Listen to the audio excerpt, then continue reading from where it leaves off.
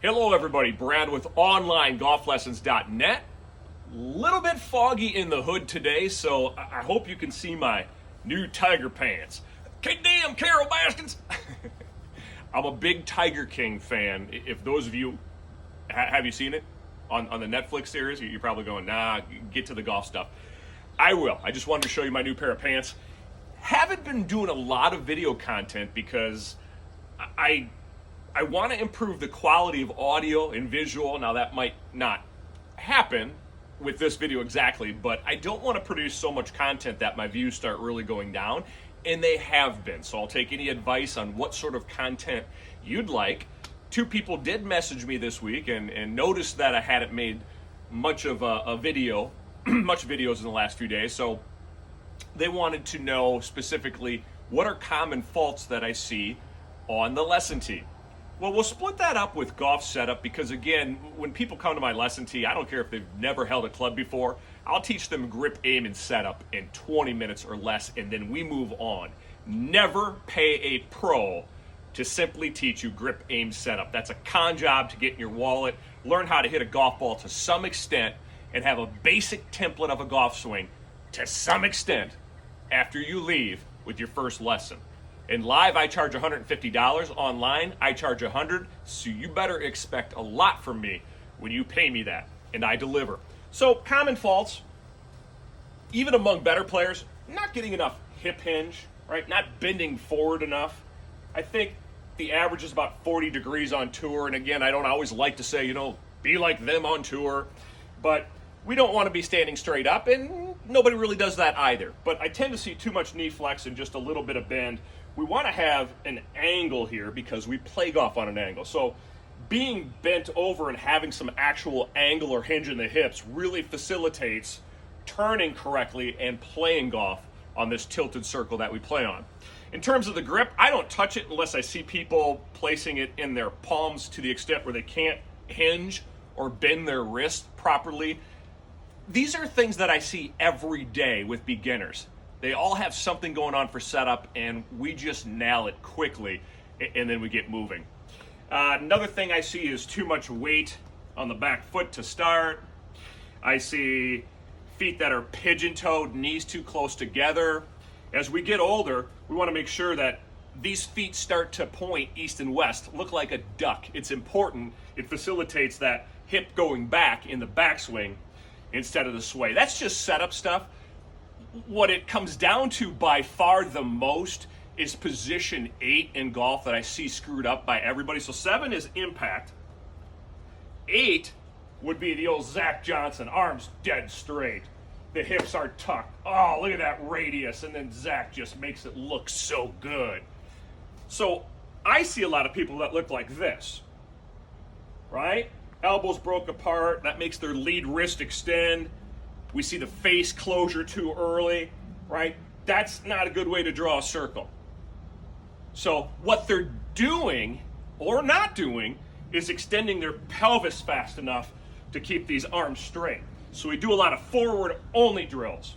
Everybody has to get to this position on my lesson tee. It's non-negotiable. So I'd say 95 out of 100 lessons, at least for a little bit, we're doing these little half swings, hip back,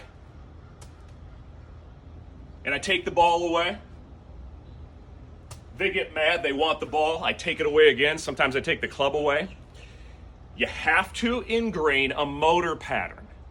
You can't do that unless you give proper commands over and over doing the right thing to your central nervous system, right? Muscle memory.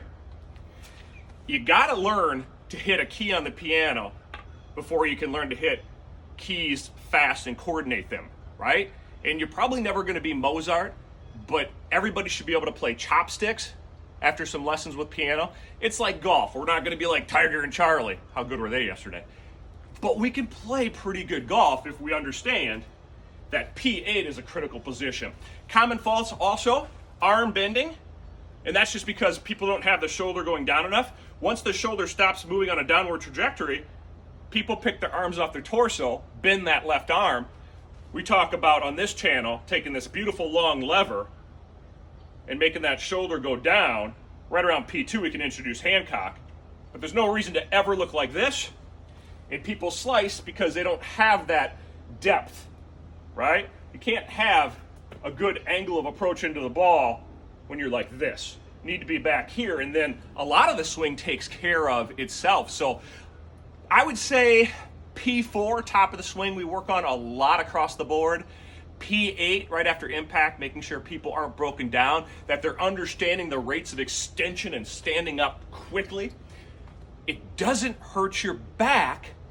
It helps your back. I mean, it could be a little sore after doing 100 reps in front of me, but tucking your hips is very safe on your back and takes that sheer twisting force away. What else do I see? Oh, people paying no mind to how they're aiming. If you're going to practice, put a stick down. Right. Grab an alignment stick, plop it down so it's not pointing too far right, too far left.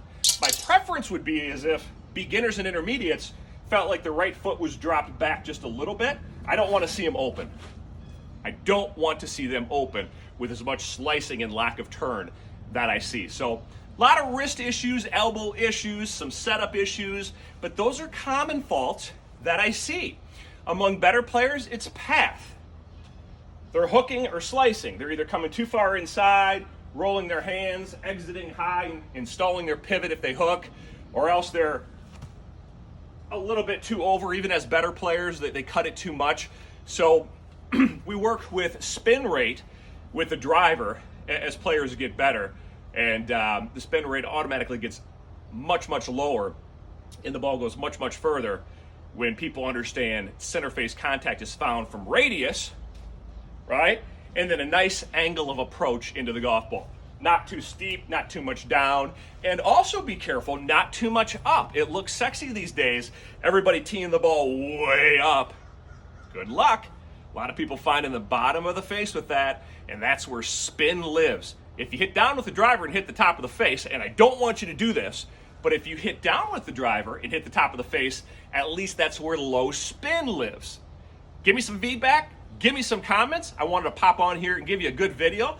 Let me know what you think about the content and what you would like to see. And if you want the best damn golf lesson you've ever had, it's not a lesson, it's a relationship. Then you click on the link that I put in the comments and we'll start working together. All right? I'd love to help you winterize your game and level up so you can kick the boys' butts this spring. God bless. Happy Christmas week if I don't see you until next week.